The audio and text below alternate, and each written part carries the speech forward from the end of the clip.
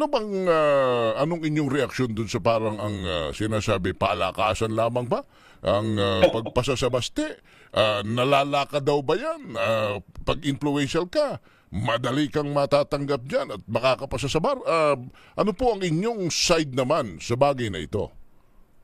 Alam mo, nakakalungkot nga yan, ano, na pati yung aming College of Law ay nakaladkad dyan sa usapin na yan. No?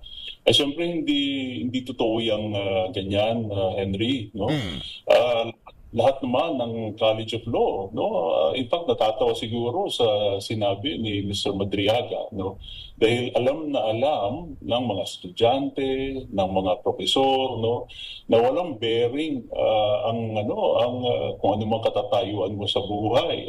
Alam mo naman sa College of Law, pagalingan lamang yan. Talino ang pinag-uusapan dyan. Mm. So, hindi maaari, no, na para bang mag-influence spending ka lamang dyan. Marami naman kami mga estudyante, no, mga anak, sons and daughters, no, of prominent politicians. So, siyempre, hindi natin babanggitin ang mga pangalan, hindi naman Opo. sila involved dito. At pagdating nila sa College of Law, no, ay mga ordinaryong law students lamang sila. Just like everybody else. Mm. May mga anak din, mga justices, congressmen, no, na dumadaan sa aming law school. No.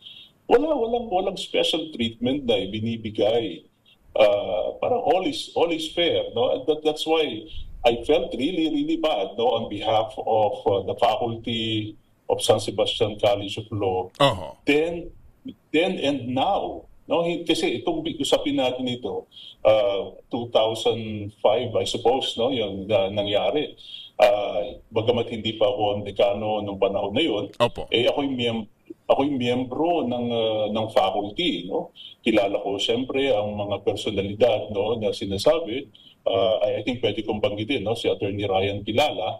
Matagal ko lang kasama sa faculty, no. Opo. And for a time, tama, no, nag-serve siya as Associate Dean, no, ng College of Law. Imposible, Henry, no, na magkakaroon ng mga ganyang yung sinabi ni Mr. Madriaga na ikaw ay makakalusot sa College of Law dahil lamang sa iyong koneksyon o sa iyong apelyido o kung sino ang magulang mo. Walang gano'n, Henry. Lahat ng colleges of law, no? For a time I served as president of the Philippine Association of Law Schools. Opo. Kilala ko ang mga dekano ng iba't ibang law school sa buong Pilipinas.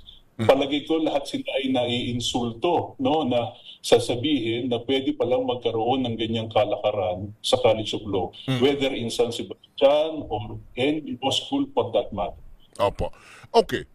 Yung nagsalitang si Ramil Madriaga, kung inyong pakikinggan ay parang kilalang-kilala niya ang College of Law ng San Sebastian sapagkat para sabihin niya yun, parang malalim ang kanyang inklinasyon, malalim ang kanyang koneksyon, marami siyang nalalaman at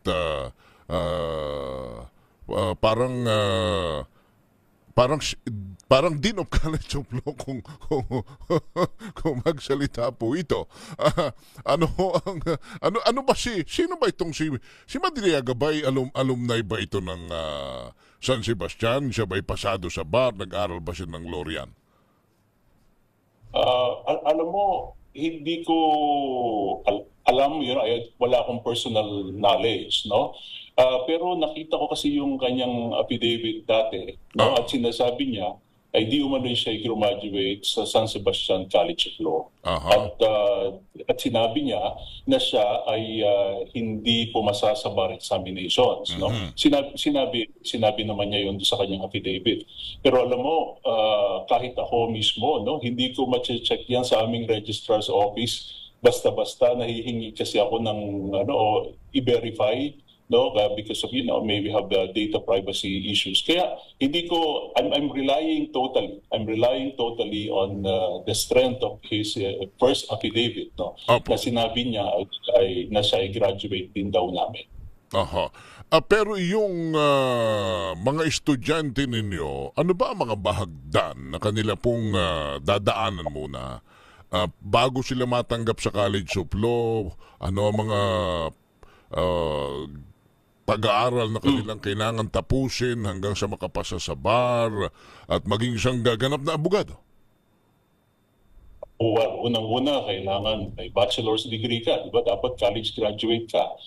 Dito sa San Sebastian, kukuha ka ng entrance examination na kailangan mong maipasa, no? Aha. Ikaw ay interviewin para makita namin kung ikaw ba ay may, kumbaga may sapat na kakayahan o Opo. talino para naman makapagpatuloy sa pag-aaral ng abogasya. Alam niyo, hindi naman lahat maaaring pumasok sa abogasya, no? Dahil may punctuation ka o ano, hindi po kailangan i-screen yun, no? At napaka-mitikuloso, ang tunay na yung screening talaga nagaganap ay sa College of Law mismo, no? Aha. Naku, yung mga professor diyan, lahat sila nga nag-react doon sa statement ni Mr. Madriaga eh. Kasi kahit siguro lahat masasabi ko ng yung mga professor ay lahat sila ay parang kinwestiyon ng kanilang integridad, no, Oo. na maaari pa lang ipakiusap lamang sa iyo, no, na maaari bang ito ipasa mo na o ano. Hindi walang ganun eh. Not in the College of Law, no. Nobody has ever approached me personally, no, na maaari bang ipabigyan natin ng passing mark itong isang estudyante Oo. ito. Whatever the reason is, wala po. Oh. So talaga hong nakakagulat yung kanyang Oo. statement na dahil daw sa impluwensya ng dating associate dean. Associate dean pa man din, ha, hindi Oo. yung Di dekano ba? at hindi yung dekano at that time, no? Ay ano ba yun? Napakiusap sa mga profesor, no, na kahit medyo kulang ang kakayanan siguro ay ipasa daw, no? Opo. Well, imposible po. Napaka-rigid, no, ng aming mga rules, no, na sinasabi hindi ka nga pwedeng humingi ng reconsideration ng grado mo. Maliban kung may pagkakamali yung computation, halimbawa, yung addition lamang, no, ng score Oo. mo. At yun naman ay talagang nangyayari, no, na maaaring nagkamali ka sa pag-add ng iyong mga score. Ay, di ba yung mga, I don't know if you're familiar, no, sa mga major examinations, so yung midterms at saka yung final exams, no, sa 10 tanong, tapos bibigyan ng grado sa bawat Oo. tanong. Di siyempre, may summation yon, no, baka nagkamali sa pag-add, no, pero hanggang doon lamang. Hanggang doon lamang. No? Ah, Walang kume-question sa judgment ng oo. isang professor kung Din bakit ang isang estudyante ay bumagsak o pumasa.